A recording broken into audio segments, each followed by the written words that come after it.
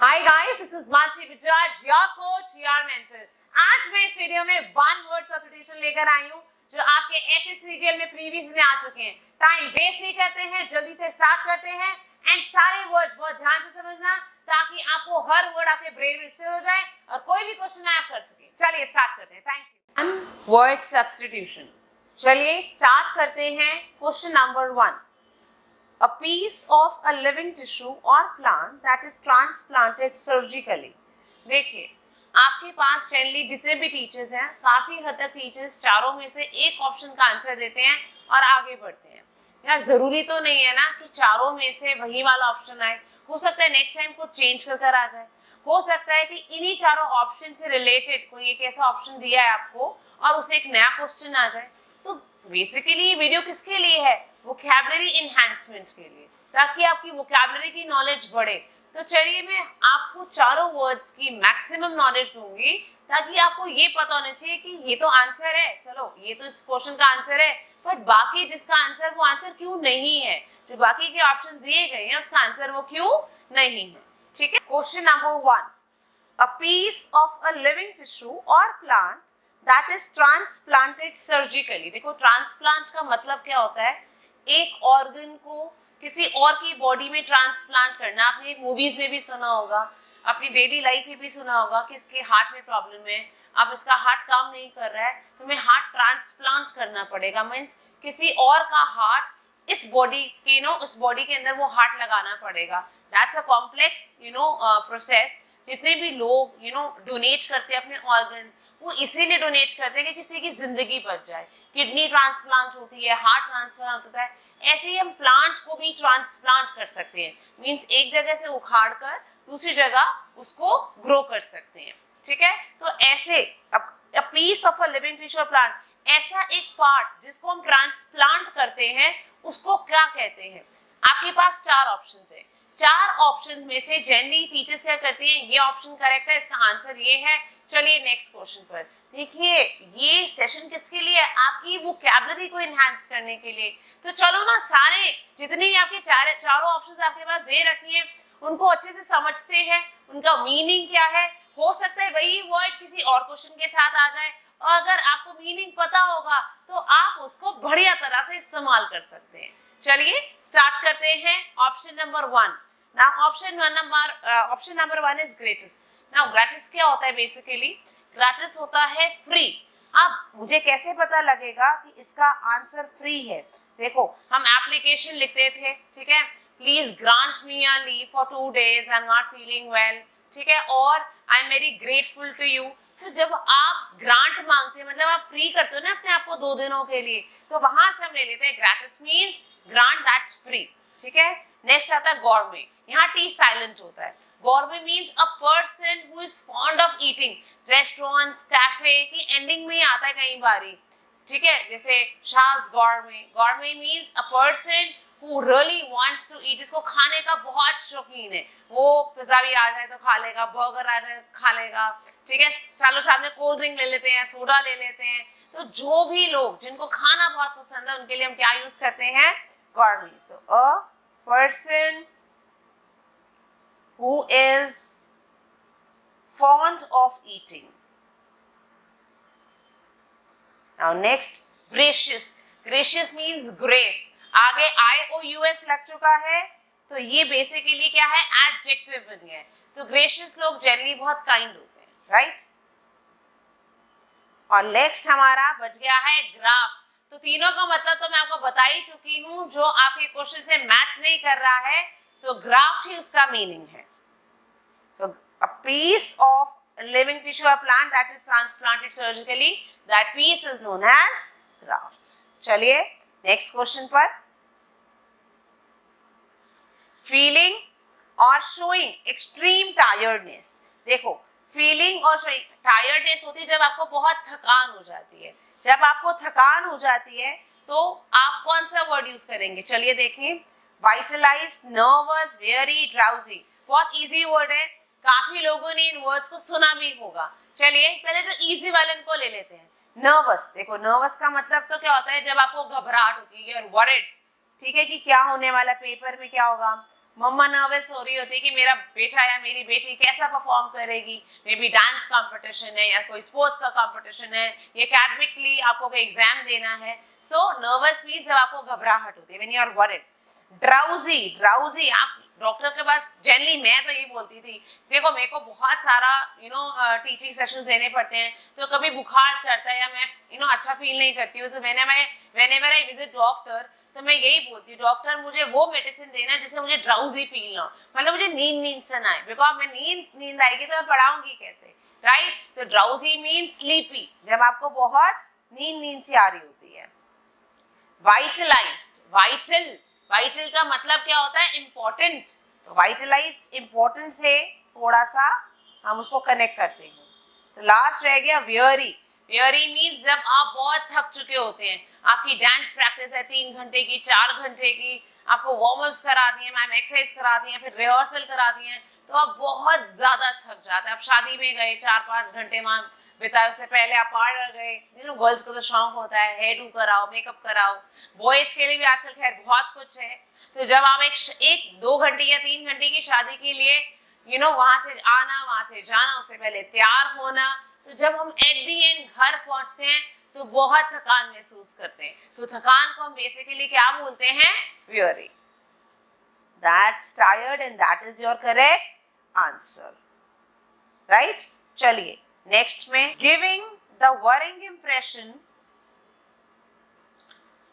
that something bad is going to happen. आपको ये लग रहा है कुछ बुरा होने वाला है, तो उसके लिए क्या इंप्रेशन होगा. जैसे अगर मैं बोलूं मेरा ये रिएक्शन है, तो आप बोलोगे ना मानसी आप कुछ सोच रहे हो, तो मैंने कुछ बोला नहीं, बट आपको पता लग गया कि मैम कुछ सोच रही हैं, तो ऐसे कोई ऐसा इंप्रेशन जिससे ये पता लगे कुछ बुरा होने वाला है, तो उसके लिए क्या वर्ड होगा. देखो फर्स्ट ऑप्शन है डिसोलेट. डिसोलेट का मतलब होता है जब आप आइसोलेट, आपने ना कोविड में जो पेशेंट्स थे जिनको कोविड हुआ था उनको अकेला एक रूम में छोड़ दिया जाता था 15 दिनों के लिए, 20 दिनों के लिए, जब तक वो ठीक नहीं होते, तो उनको आइसोलेट किया जाता था. तो आइसोलेट, जब आप अकेले होते हो तो आप क्या होते हो, उदास हो जाते हो, यू फील ग्लूमी, राइट. तो desolate means gloomy, sad. Next suspicious. Suspicious means शक. आप किसी को भी शक की निगाह से देखते हो, that means you are quite suspicious about that person. Now ominous. Ominous means कोई भी चीज अशुभ हो, ठीक है. फॉर एग्जांपल पहले के लोगों का था कि काली बिल्ली रास्ता काट जाती है तो अशुभ होता है, वहां ये काम मत करने मत जाओ. अब इसको मिथ कहते हैं कई लोग, क्या ज्यादातर लोग इसको नहीं मानते हैं, ठीक है. या पाठ करते करते कुछ ऐसी चीज हो जाती है जो नहीं होनी चाहिए, तो अशुभ मींस ominous, अशुभ. And next is bleak. Bleak basically means unhappy, means आपको अच्छा नहीं लग रहा और आपको ये लग रहा है कि कुछ बुरा होने वाला है, तो इससे रिलेटेड यही एक ऑप्शन है, right. So the answer is D. चलिए क्वेश्चन नंबर 4 पर चलते हैं. Plants of a particular region. देखिए हमारे पास 4 ऑप्शन है, flora, flinch, fauna, flotsam. Now flora means flower होता है, ठीक है, और फॉ मींस एनिमल्स. ये हमारा ज्योग्राफी में चैप्टर भी था, फ्लोरा एंड फौना, ठीक है. मुझे तो याद है, मुझे नहीं याद, मुझे लगता है आपको भी याद होगा, राइट. तो फ्लोरा मींस फ्लर. देखो फ्लर, तो ये फ्लर जो है वो ये डिपिक्ट कर रहा है कि ये क्या है, फ्लावर. और जो फौना है, मैं अपने डॉक्टर के भी से समझाती थी, फौना मींस एनिमल्स. तो 2 ऑप्शंस तो क्लियर हो गए हैं और हमें आंसर भी वैसे मिल चुका है. Plants of a particular region is flora. But जैसे कि मैंने आपको बोला, मैं आपको चारों वर्ड्स के मीनिंग जरूर बताऊंगी, बिकॉज जो वर्ड किसी और क्वेश्चन के साथ आ जाए तो आपको पता होना चाहिए. Now flinch. देखो फ्लिंच, फ्लिंच, फ्लर. ये फ्लिंच फ्लाई से भी बेसिकली हम इसको कनेक्ट करते हैं. फ्लिंच मींस एक्चुअली फ्लाई, मतलब कुछ बच के भाग निकलना. तो फ्लिंच मींस जब आप बच के भाग निकलते हो तो उसको हम क्या बोलते हैं, फ्लिंच, जिसको हम इंग्लिश में बोलते हैं एस्केप. एस्केप. नेक्स्ट है फ्लोट्सम, जो हमारा लास्ट ऑप्शन है. फ्लोट्सम मींस फ्लोट, ठीक है. तो जितने भी ये शिप के जो कुछ पार्ट्स होते हैं ना, जो सी में जब वो फूट जाती है उसके कुछ पार्ट्स बह रहे होते हैं, दैट्स फ्लोट्सम. चलिए नेक्स्ट क्वेश्चन पर. A shortened version of a larger work. A shortened version of a larger work. देखिए आपके पास आए हुए summary, precise, shorts, abridgment, ठीक है, ये आपके पास 4 ऑप्शंस हैं, करेक्ट। अब summary का भी मतलब होता है short, precise का मतलब भी होता है short, शॉर्ट्स का मतलब जो हमारे बच्चे या गर्ल्स जो आजकल जो शॉर्ट्स पहनती हैं उसका भाई वो मतलब होता है बेसिकली जो निकर्स पहनते हैं गर्ल्स, उसका मतलब होता है शॉर्ट्स। एंड एब्रिजमेंट, देखिए तो समरी का मतलब ये हो गया बेसिकली जो मेजर पॉइंट्स हैं, आप मेजर पॉइंट्स लेके उस समरी को, स्टोरी को, उस एसे को कंप्लीट कर देते हो।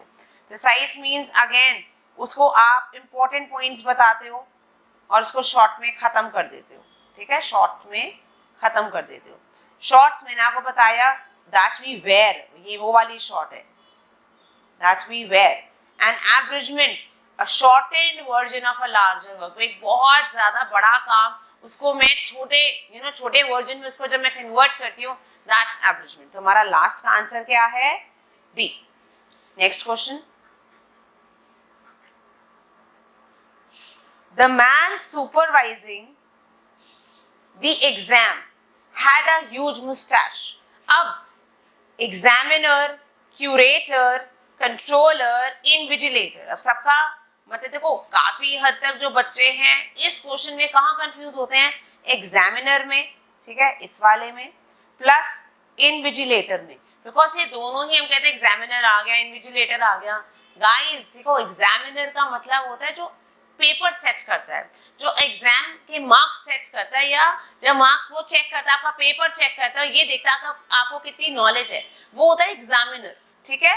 सो ये जो पेपर सेट करते हैं, दैट पर्सन पेपर सेट करता है या चेक करता है, उसको हम बोलते हैं एग्जामिनर। और इनविजिलेटर वो होता है जो सुपरवाइज करता है आपको कि एक्चुअली आप जब एग्जाम कर रहे हैं तो चीटिंग तो नहीं कर रहे हैं, या कोई अनफेयर मीन्स जो आपको कोई चिट लेकर आ जाना या किसी फ्रेंड से पूछना, ये तो सब कुछ नहीं चल रहा। सो ये कौन चेक करता है? इनविजिलेटर, वो इनविजिलेट करता है, सुपरवाइज करता है। तो आपको आंसर तो पता लग ही गया कि क्या है, डी, ठीक है। क्यूरेटर कौन होता है? जो क्योर करता है, ठीक है, वो क्योर करता है, वो चीजें बचाता है, बट ये म्यूजियम में चीजें पहुंचाता है, ठीक है। जो म्यूजियम में चीजें वो देखता है कोई चीज खराब ना हो जाए, तो kind of a care taker. Next controller, that person who controls, कोई भी सिचुएशन को कंट्रोल करने के लिए उसको क्या बोलते हैं? Controller. So correct answer is basically invigilator.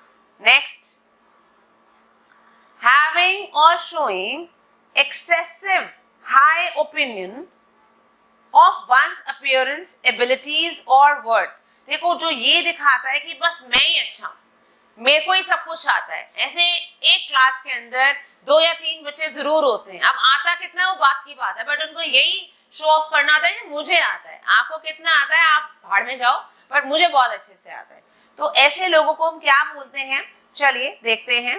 देखो एक वर्ड है सुपीरियर, वेन, ओटियोस, डोमिनियरिंग। देखिए ओटियोस ये एक नया वर्ड है, काफी लोगों को नहीं पता। ओटियोस का मतलब होता है निकम्मा, जिसको कुछ भी नहीं आता, निकम्मा, नलायक जिसको हम बोलते हैं, ठीक है, तो निकम्मा। वेन आप लेटर में बोलते हैं ना, जब आप एडिटर को लेटर देते हैं तो my efforts have gone in when, means बिल्कुल पानी में चले गए हैं, मैंने जितने भी एफर्ट्स करे थे वो पानी में चले गए, मींस खराब हो चुके हैं। डोमिनियरिंग, डोमिनियरिंग बेसिकली क्या होता है? जो यही दिखाता है, सुपीरियर होता है कि पहले मैं सुपीरियर पर आ जाती हूँ। सुपीरियर होता है बेसिकली जो ये कहता है कि मैं आपसे बेटर हूँ, ठीक है, पर डोमिनियरिंग होता है वो कहता है मैं सबसे ही बेटर हूँ। तो आपका करेक्ट आंसर जो आपका बेसिकली जो इस क्वेश्चन से रिलेट कर रहा है, that is domineering. So having or showing an excessive high opinion of one appearance, abilities or worth. चलिए नेक्स्ट क्वेश्चन पर चलते हैं। The date when both day and night are of approximately equal length. ऐसे पूरे साल में 2 dates हैं जहां आपके 12 घंटे के दिन होता है और 12 घंटे की रात होती है। तो बेसिकली जब day and night equal length के होते हैं, 12-12 घंटे के होते हैं, तो इसको हम क्या बोलते हैं? डेट्स आप जरूर मुझे कमेंट करेंगे, ठीक है। आप जरूर इसको देखें, आप ज्योग्राफी में पढ़ भी चुके हैं।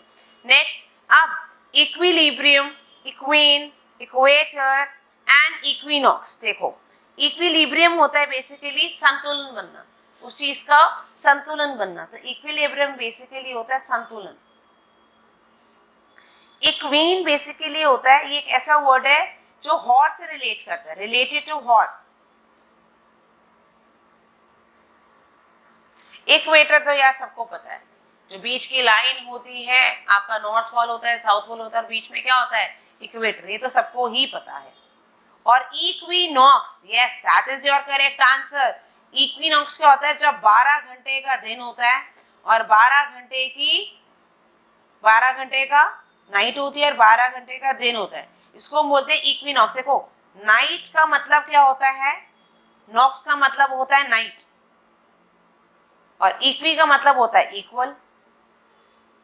तो जब नाइट इक्वल है, और ऑब्वियसली नाइट किसके इक्वल है, डे के, तो इसको हम क्या बोलते हैं, इक्विनॉक्स। करेक्ट, तो आपका करेक्ट आंसर है डी। चलिए नेक्स्ट पर चलते हैं। A speech made without preparation. मैं अपनी क्लास में बहुत बारी इसको बच्चों को देती हूँ, बिकॉज देखो, सोच समझ के लिखकर बोलना तो आसान होता है, ठीक है, बट एट द मोमेंट या ऑन द स्पॉट अगर मैं कोई आपको टॉपिक दूं और आप उस पर बोलने लग जाएं, वो आता है ना, आपको कितनी नॉलेज, आपका प्रेजेंस ऑफ माइंड कितना है, वहां मजा आता है। तो यहाँ पर इस गेम को खेलने मुझे तो मजा आता है, आपको मजा आता है कि नहीं आता, जरूर बताइए। आपने ये गेम कभी खेली भी है या नहीं खेली है? A speech made without preparation. देखो, अब बहुत बढ़िया गेम है कि जनरली अगर आप किसी भी चीज को प्रिपेयर करते हैं उसके बाद बोलते हैं तो यार वो तो इजी है, बट आप ऑन द स्पॉट बोल दें विदाउट एनी प्रिपरेशन, मजा तो वहीं पर है ना कि आपकी कितनी नॉलेज उस टॉपिक पर, और आपको एक्चुअली पता लगता है कि आपका स्टूडेंट कहाँ स्टैंड कर रहा है। तो आपके पास 4 ऑप्शन है, एक्सटेम्पोरे, कैलीग्राफर, कैकोग्राफर, मैग्नानिमस। ठीक है, अब कैलीग्राफर तो आपको पता है, जिसकी कैलीग्राफी, ये तो बहुत आजकल कॉमन कोर्स है जो बच्चे सीख रहे हैं, कैलीग्राफी। तो कैलीग्राफी होता है जिसकी बहुत ही ब्यूटीफुल लेजिबल हैंड राइटिंग हो, ठीक है, लेजिबल या ब्यूटीफुल हैंड राइटिंग हो, हैंड राइटिंग हो। और कैकोग्राफर जिसकी बहुत ही वर्स्ट हैंड राइटिंग हो, बहुत ही गंदी हो, पढ़ी भी नहीं जा सके हो, आप हैंड राइटिंग को पढ़ ही नहीं सकते। और मैग्नानिमस का मतलब होता है बेसिकली जिसका बहुत बड़ा दिल हो, काइंड हार्टेड हो, ठीक है, दैट इज काइंड हार्टेड। तो आपका ऑप्शन क्या बच गया, सिर्फ एक्सटेम्पोर। तो ये आपका क्या है correct answer, option number A. चलिए next, one who mediates in a deal or a complex situation. Hindi में बोलते हैं दलाल। दलाल कौन होता है, जो 2 डील्स को कंप्लीट करवाता है। मैंने घर बेचना है, आपने घर खरीदना है, तो बीच का जो डीलर होता है उसको हम क्या बोलते हैं, मेडिएटर। ठीक है, तो कोई भी जो डील, एक ऐसी कॉम्प्लेक्स डील जिसको वो कंप्लीट कराता है, उसको हम क्या बोलते हैं, मेडिएटर। अब basically equaliser, solicitor, pacifier, negotiator. Negotiator एक ऐसा वर्ड है, हम कहते हैं ना, इससे नेगोशिएट करते हैं अमाउंट। हम बाहर जाते नहीं भैया 1000 की तो इसकी वर्थ ही नहीं 900 लगाओ, तो अमाउंट को आप क्या करते हो, नेगोशिएट करते हो। आप उस चीज को, डील को चाहते हो कि वो पूरी हो जाए, तो उस इंसान को हम बोलते क्या है, basically negotiator. This is my correct answer, ठीक है, बट बाकी का मतलब क्या है मैं आपको जरूर बताऊंगी। अब इक्विलाइजर बेसिकली क्या होता है, अगेन इक्विलाइजर का मतलब भी क्या होता है, संतुलन। क्या मतलब होता है इसका, संतुलन। सॉलिसिटर, यार ये तो बहुत कॉमन वर्ड है, लॉयर जिसको हम बोलते हैं वकील। पैसिफायर, पैसिफायर वो होता है जो आपको शांत करता है, यार कोई बात नहीं हो जाएगा, टेंशन मत कर, ठीक है। A person who calms you, जो आपको ठंडा करता है, यार कोई बात नहीं, इजी करता है कि कोई बात नहीं, आज हो गया, नेक्स्ट टाइम ऐसा मत करियो, ऐसी गलती मत करियो, नेक्स्ट टाइम ये चीज ठीक हो जाएगी। So correct answer is negotiator. Now next question, a loud appeal और डिमांड। देखिए, जब आपकी अपील मींस आप चाहते हैं, आपकी डिमांड है कि ऐसे हमारी मांगे पूरी करो। आप हड़ताल में देखते हैं ना, हमारी मांगे पूरी करो, तो उनकी डिमांड होती है, वो अपील कर रहे होते हैं। वो गवर्नमेंट से भी हो सकती है, एक ओनर से, किसी फैक्ट्री के ओनर से, कंपनी के ओनर से, उनकी एक डिमांड्स है कि उनकी डिमांड से फुलफिल करी जाए। तो उसके लिए करेक्ट वर्ड कौन सा होगा? Now protest, encourage, clamor and gambit। अब आपका जो बेसिकली प्रोटेस्ट होता है आप उस चीज के खिलाफ, उस चीज के विरोध में कुछ कर रहे हैं, ठीक है। तो प्रोटेस्ट मीन्स आप उस चीज के विरोध में, ठीक है, उसके अगेंस्ट कुछ बोल रहे हैं, अगेंस्ट। तो ये डिमांड से रिलेट नहीं करता है, ठीक है। Next, now tour. Entourage में आप देखो टूर वर्ड मीन्स कहीं जाना, और जाते जनरली आप ग्रुप के अंदर हो, अपनी फैमिली के साथ जाते हो, फ्रेंड्स के साथ जाते हो। तो बेसिकली क्या होता है? समूह, ठीक है, दिस इज समूह। Next, clamour. अब क्लैमर बेसिकली क्या होता है?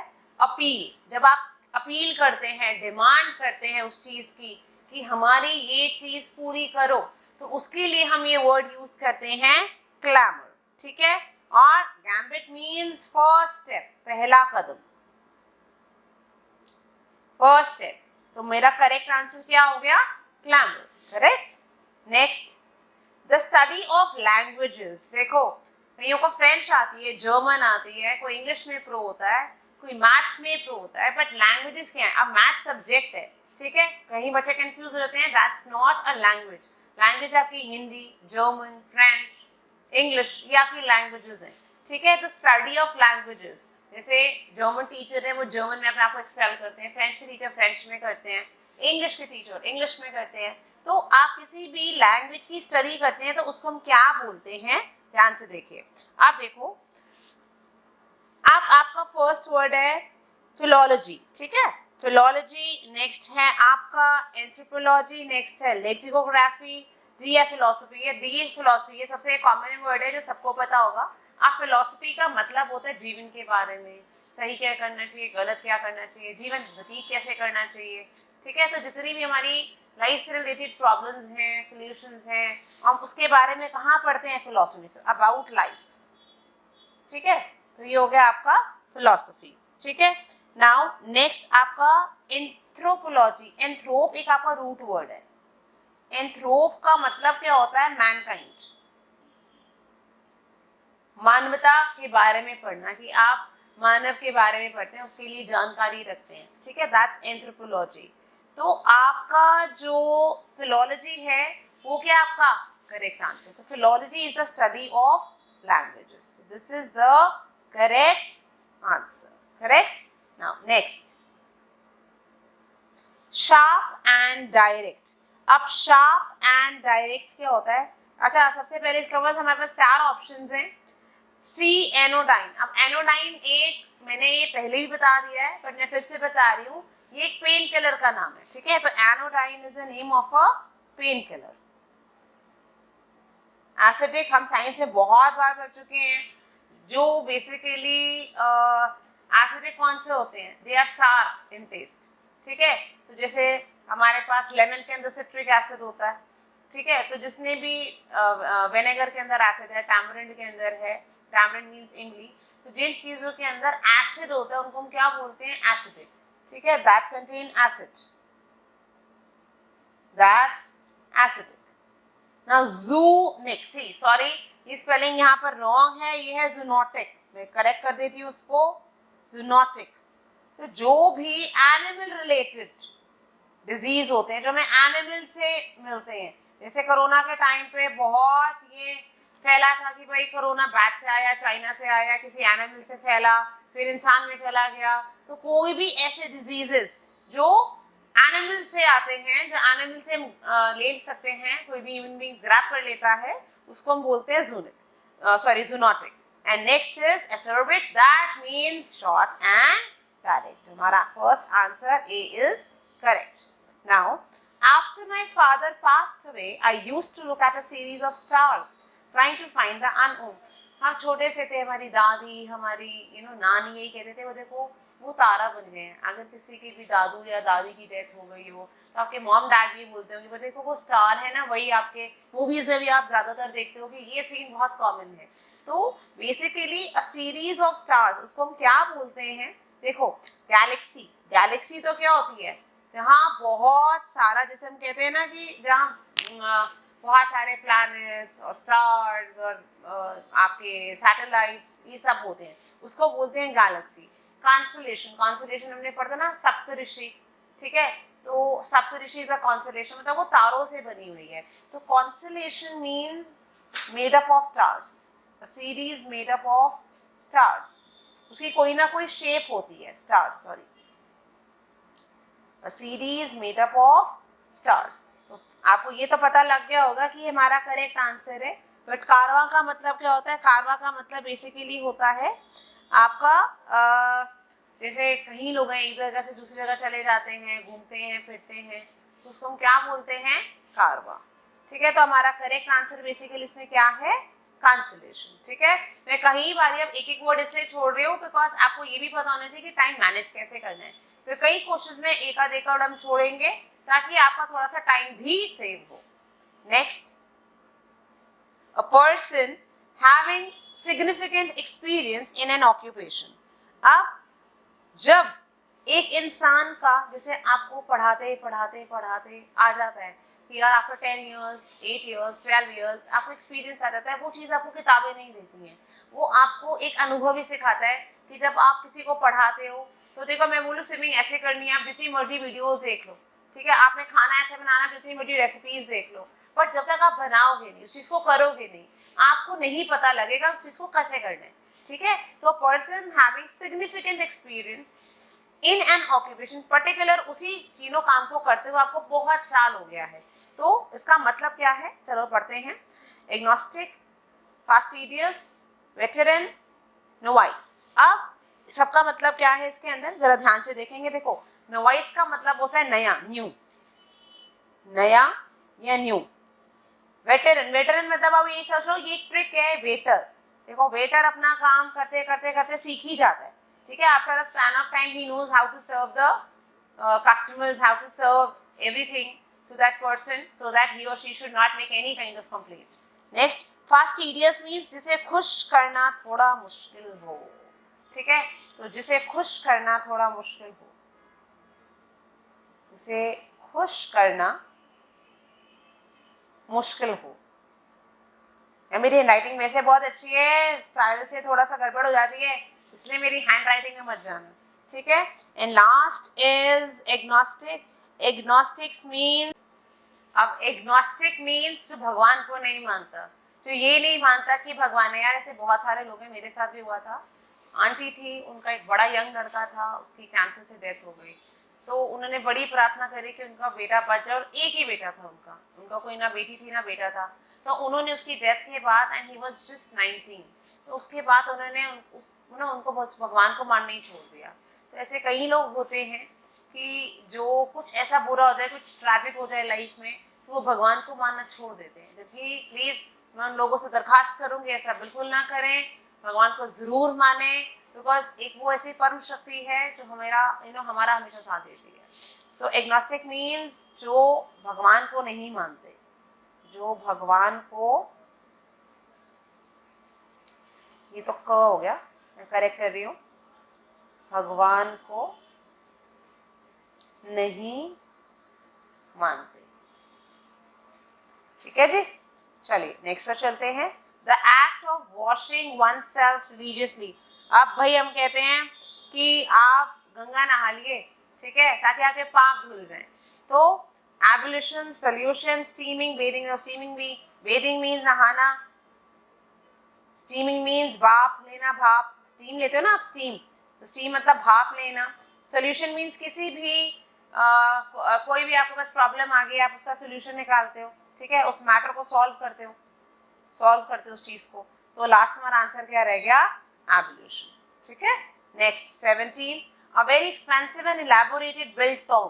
देखो आप एक ऐसा टॉम मीन्स ऐसा मकबरा बनाते हो जिसमें आप बहुत पैसा खर्च करते हो, जैसे आगरा में हमारा ताजमहल है, ठीक है, मुमताज महल के लिए बनवाया गया, 11,000 लेबर से उनके हाथ कटवा दिए गए ताकि ऐसा मकबरा कभी कोई ना कोई भी ऐसा मकबरा कोई ना बना पाए, तभी तो वो 7 वंडर्स ऑफ द वर्ल्ड में है। ठीक है, तो अब इसके अंदर आपके पास 4 ऑप्शन है। तो सिमेट्री बहुत आसान है, जहाँ पर हमारे जहाँ भी चीज़ें दफनाई जाती हैं, ठीक है, इसको हम बोलते हैं सिमेट्री। मॉस्क, मॉस्क मीन्स मस्जिद, ठीक है, मस्जिद। मास्टरपीस, मास्टरपीस मीन्स बिल्कुल यूनिक, आप बोलते हैं वाओ, ऐसा कभी ना देखा ना कभी होगा, सो दैट्स अ मास्टरपीस, ठीक है। तो करेक्ट आंसर क्या है आपका? मौजूलन, ठीक है। Next 18, rearing of silk worms.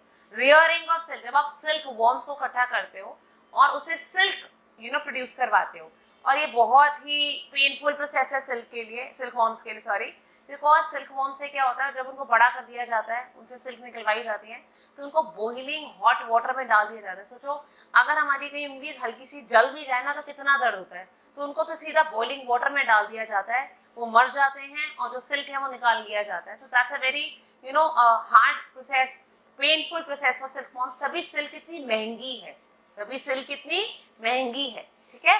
अब पिसीकल्चर वो होता है बेसिकली जो हमें मछली, ठीक है, फिश से मिलता है, मछली से हम पाल कर उनको, इनसे कोई भी चीज़ लेते हैं, ऑयल बनाते हैं, उनको बेचते हैं, जो भी दैट्स पिसीकल्चर। एग्रीकल्चर सबको पता है, कृषि, दैट्स एग्रीकल्चर मीन्स खेती बाड़ी करना। सेरीकल्चर, सिल्कवॉर्म, सेरी, सेरी का मतलब ही होता है रेशम, सेरी का मतलब क्या होता है? रेशम, रेशम। तो जब हम सिल्क वॉर्म से सिल्क लेते हैं तो उसको हम बोलते हैं सेरीकल्चर। और एपी मीन्स बी, तो हम बी से, ऑब्वियसली बी से क्या मिलता है? मधुमक्खी। और एक फैक्ट बताऊं, एक मधुमक्खी अपने पूरे जीवन में सिर्फ 1 टीस्पून हनी कलेक्ट करती है, सिर्फ 1 टीस्पून हनी बनाती है पूरे अपने जीवन में, so that's a fact. Next, the act of killing one mother, कोई अपनी माँ को मारना, भगवान ना करे कभी कैसा हो ना, मैंने ऐसा कभी सुना है, ठीक है, बट चलिए क्वेश्चन आया तो करना तो पड़ेगा। देखो साइड, साइड एक रूड वर्ड है, साइड का मतलब ही होता है हत्या, किसी की भी हत्या कर देना, बोलते हैं ना सुसाइड, आत्महत्या करना, सुसाइड कर ली उसने, आत्महत्या, ये तो बहुत कॉमन है आत्महत्या, ठीक है। तो रेजिसाइड, होमिसाइड, यॉक्सटरसाइड, मैट्रिसाइड। तो मैट मींस मदर, ठीक है। तो जब हम मदर की किलिंग करते हैं उसको हम क्या बोलते हैं? मैट्रिसाइड, ठीक है। अब रेजिसाइड कौन सा होता है? जब हम किसी किंग की हत्या करते हैं उसको हम बोलते हैं रेजिसाइड। ह्यूमन बीइंग की करते हैं तो होमिसाइड। ऐसे करके आपको अपने आंसर्स, मैंने कहा मैं फिर कई क्वेश्चन एक आध छोड़ दूंगी बिकॉज थोड़ा सा बोरिंग भी हो जाता है और क्वेश्चन से ना मन करता है फटाफट मैम आगे बढ़े, तो मैं थोड़ा सा आगे बढ़ रही हूँ। Today my dad will teach me how to make a small shelter for my dog. फिर डॉग के शेल्टर को क्या बोलते हैं? ये तो फर्स्ट क्लास के बच्चे को पता है यार, ये क्वेश्चन कहाँ से आ गया? चलो फिर भी हम बताते हैं। दैट्स कैनल, बहुत इजी है। कैनल, देखो कैनाल तो होती है नहर, बरो होता है बिल, और शेड होता है जिसके नीचे हम खड़े हो सकते हैं ना, जैसे हॉर्स का शेड हो जाता है, काउ का शेड होता है। That's so the correct answer is canal. Existing in a land from the earliest times or from before the arrival of colonists. देखो पहले के लोगों ने जीवन स्टार्ट नहीं किया था, जो मिलता था खा जाते थे, पेड़ पौधे जानवर जो भी मिलता था। तो ऐसे लोगों को हम क्या बोलते थे? आदि मानव या आदिवासी, ठीक है। आदि मीन्स बहुत पहले के लोग, ठीक है, जिनको ये नहीं पता था कि जीवन में क्या पहनना है, क्या खाना है, उनको जो उनकी समझ कहती थी वो करते थे। तो कॉलोनिस्ट मीन्स जो नॉर्मल रहने वाले लोग हैं, जिन्होंने खेती बाड़ी स्टार्ट करी, एग्रीकल्चर स्टार्ट किया, नॉर्मल कपड़े पहनना थोड़ा थोड़ा स्टार्ट किया, उनके आने से पहले, ठीक है, वो जो लैंड थी, वो जो लोग थे, उनको क्या बोलते हैं? मतलब आदिवासी को बेसिकली इंग्लिश में क्या बोलते हैं? क्वेश्चन ये कह रहा है, ठीक है। तो नेटिव मीन्स वहीं के रहने वाले लोग, मीन्स लोकल, ठीक है, उनको हम बोलते हैं लोकल। एंशिएंट मीन्स अगेन पुराने लोग, ओरिजिनल मीन्स पुराने लोग। बट ये जो एबोरिजिनल वर्ड्स है, ये जो आपका सी ऑप्शन है, ये एक्चुअली बताता है करेक्ट वर्ड, जिसको हम बोलते हैं आदि मानव या आदिवासी बेसिकली, ठीक है। चलिए नेक्स्ट पर, an eccentric manner of living. ये सेंट्रिक बेसिकली मीन्स ये थोड़ा सा नेगेटिव है, नेगेटिव को थोड़ा सा डिपिक्ट करता है। ऐसे लोग जो अपना जीवन कुछ अलग तरीके से बिताते हैं, ठीक है, इनको कोई लेना देनी है दुनिया क्या कर रही है, हम क्या कर रहे हैं, वो ऐसा कर रहा तो मैं भी ऐसा करूं। बिकॉज देखो 90% 95 to 99% लोग वही कर रहे हैं जो कोई और कर रहा है। मैं क्यों पढ़ रहा हूँ, क्योंकि मेरा दोस्त भी पढ़ रहा है। मेरे अच्छे मार्क्स क्यों आने चाहिए, मम्मी कहती है उसके अच्छे हैं, तेरे क्यों नहीं आ रहे हैं। ठीक है, मैं क्रिकेटर बनना चाहता बिकॉज मेरे मामा का बेटा भी क्रिकेटर बनना चाह रहा है। तो आप कुछ भी, आप जीवन में कुछ भी कर रहे हैं 95 to 99% इसलिए कर रहे हैं क्योंकि दूसरा कर रहा है। ठीक है, आपकी इच्छा है, मानती हूँ, बट देखा देखी बहुत कुछ है। बट ये जो लोग होते हैं ना, इनको कोई लेना देना नहीं है कि जो पहले के भाई मैं क्या कर रहा हूँ, जैसे हम सर्दियों में स्वेटर पहनते हैं, ये गर्मियों में पहन लेंगे कुछ अलग। ठीक है, मैं दोनों पैरों पे एक जैसे जूते पहनती हूँ, ये राइट में अलग पहनेंगे, लेफ्ट में अलग पहनेंगे, तो कुछ डिफरेंट, कुछ यूनिक ही होते हैं ये लोग। तो ऐसे लोगों को हम बेसिकली क्या बोलते हैं, पहले मैं ऑप्शंस पर आती हूँ। सी ऑप्शंस, गवर्नमेंट, ये तो मैंने आपको बताया था, पेटू लोग जो बहुत पसंद करते हैं, फॉन्ड ऑफ ईटिंग, ठीक है, they are known as government. Now misanthrope, anthrope, ये मैंने आपको बताया था मैनकाइंड, जो मैनकाइंड से हेट करते हैं, मतलब नफरत करते हैं, उनको बोलते हैं मिज़ैंथ्रोप। एंड न्यूमिस्मैटिस्ट होते हैं जिनको कॉइन्स की, मेडल्स की स्टडी करना बहुत पसंद है। ठीक है, तो कॉइन्स या मेडल्स के बारे में पढ़ना, समझना उनको बहुत पसंद है। तो हमारा लास्ट ऑप्शन क्या रह गया है, वो ही में, तो this is the correct option. ठीक है, now next 23, the property left to someone by will. यार कितनी मजे की बात है, अगर दादा, दादू, नानू कुछ भी अपनी प्रॉपर्टी हमारे नाम कर जाए, लाखों करोड़ रुपए नाम कर जाए, तो मजा ही आ जाए ना। तो बेसिकली आपके पास ऑप्शन है लेजर, लेगेसी, लेजेंड, लेक्सिकल। देखो लेक्सिकल वर्ड मैंने बताया था डिक्शनरी से रिलेटेड है, तो ये तो नहीं हो सकता। लेजेंड क्या होता है, लेजेंड बेसिकली क्या होता है, हम कहते हैं ना Amitabh Bachchan is a legend, ठीक है, उनके बारे में क्या अलग ही स्टोरी है। सो लेजर, लेजर आपने कहा था वो रेड कलर की बुक होती है जहाँ पर सारे हिसाब किताब रखा जाता है, किसने लिया किसने दिया। तो क्या रह गया, लेगेसी। तो legacy is the correct word. ठीक है, 24, अ स्मॉल आइलैंड। आइलैंड का मतलब ही क्या होता है, ये लैंड है, ठीक है, उसके आसपास क्या है, पानी, ये वाटर है, तो इसको हम बोलते हैं आइलैंड। ठीक है, तो आइलैंड बेसिकली आइलेट है, आइलेट बेसिकली आइलैंड होता है, लेट्स को हटा के लैंड लगा दो, दैट्स आइलैंड। ठीक है, अब क्लोजेट क्या होता है, अलमीरा। और इसमस क्या होता है, बेसिकली जैसे एक ये लैंड है, ठीक है, इसके बीच में पानी है, और इसके बीच में एक ऐसी लैंड है, ये जो दो लैंड को जोड़ रही है, इसको ज्वाइन कर रही है, उसको बोलते हैं ये। तो करेक्ट आंसर क्या है, islet. Now last, allowance given to a wife from husband on separation. भाई वाइफ ऐसे नहीं जाती आजकल की, कोई सीधा नहीं है, जब जाएगी खर्चा पानी दो मेरा, कैसे रहूंगी, तुम्हारे भरोसे आई थी, अब जा तुम्हारे भरोसे रही हूँ, तो चाहे मेरा डिवोर्स हो गया बट आपको, तुम्हें तो पैसे देने पड़ेंगे, ठीक है, मनी खर्चनी पड़ेगी। तो कई लोग तो डिवोर्सेस से घबराते हैं कि अगर बहुत अमीर है तो आपका काफी हिस्सा आपकी वाइफ के पास चला जाएगा। इसको कहते हैं क्या है, alimony. Alimony means money, money देनी पड़ती है, ठीक है, लेके भाग जाएगी वाइफ। तो काफी लोग इससे डरते हैं कि मनी देनी पड़ेगी। एडवोकेसी आपको पता है वकालत होती है, एफिडेविट आप बनाते हो ना भैया, इतने रुपए का एफिडेविट बनाते हो, स्कूल कॉलेज में लगता है। तो करेक्ट आंसर क्या है, एलिमनी। आई होप आपको ये सारे वन वर्ड सब्स्टिट्यूशन बहुत ही अच्छे तरीके से समझ में आ गए। स्टिल आपको कोई भी डाउट हो प्लीज कमेंट करें। Thank you, take care, bye bye.